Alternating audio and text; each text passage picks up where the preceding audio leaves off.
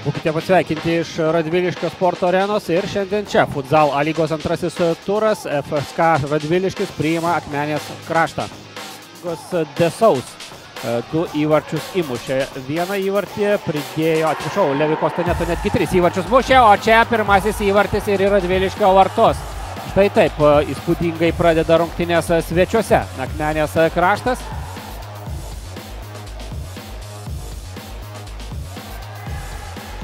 Greitai. Felipe Čavesas ir Andersono perdavimas. 2-0. Labai gražus įvartis, graži kombinacija visų pirma. Ir Levi Kostaneto muša antroji eidas pro Donatą Morkį. Ir Agnius Juozapaitis. Jau pirmajame ture atseikė 4 įvarčius į pajėgios komandos vartus. Oi, koks puikus perdavimas ir koks puikus smūgis. 3-0. Akmenės kraštas jau triuškina Radviliškio ekipą ir pasižymė rezultatyviausias komandos žaidėjas Klausas Andersenas. Ir be abejo, netaip ir lengva bus Rodrigo Žozė Ferreira Junior išlaikyti tą lygį, o čia ir 4. įvartis. Sveikina brazilai Felipe Čavesas, čia Andersonas.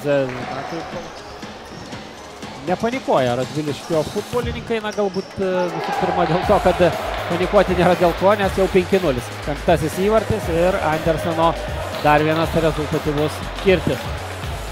Išnaudojo kiekybinį sezono rezultatus, bet Radviliškiai ir pernai netaip lengva buvo kautis su Akmenės krašto ekipa. Ješčenka ir 6-0. Sveikina komandos draugai ukrainietį. O baigiant mintį apie Kėdainių ekipą, čia dar pabaigsime vėliau. Levi Kostaneto, net gulėdamas ant parketo, sugeba didinti savo įvarčių sąskaitą. Ką tik Radviliškis džiaugiasi pelnė įvartį Kėdainiams, po to Artiomas Pelmanas išlygino ir pirmasis kėlinys baigėsi lygiosiamis čia nuo savo žaidėjo. Dar kartą pasižiūrėkime pakartojimą. Andersono perdavimas. Levi Kostaneto. Futbolininkai išbėgo, jie 3-1.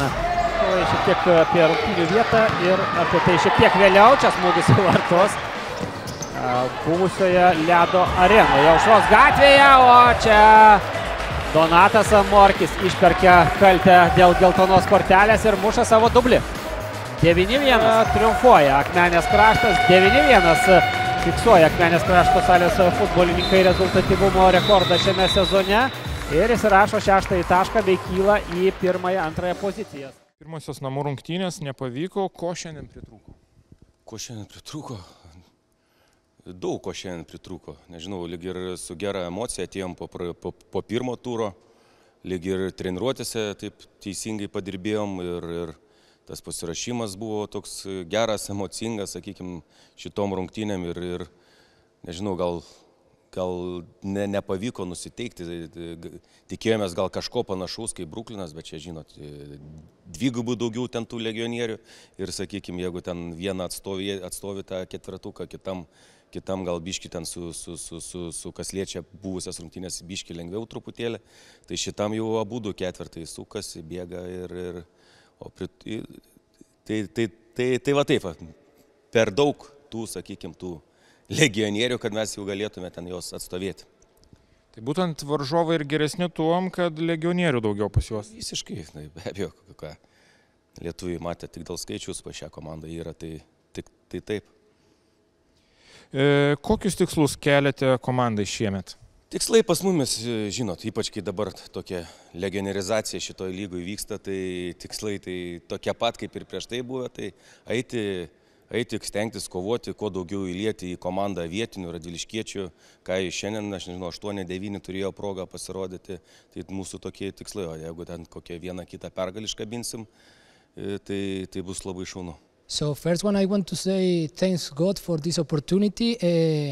We know the match today is too hard. They are very strong team, and we know about this. Yes, and my opinion about this match, I believe a lot in my team. We are doing good job. We are working a lot for these games. Yes, and today we won. We made the job, and I know the other team they are doing good job also.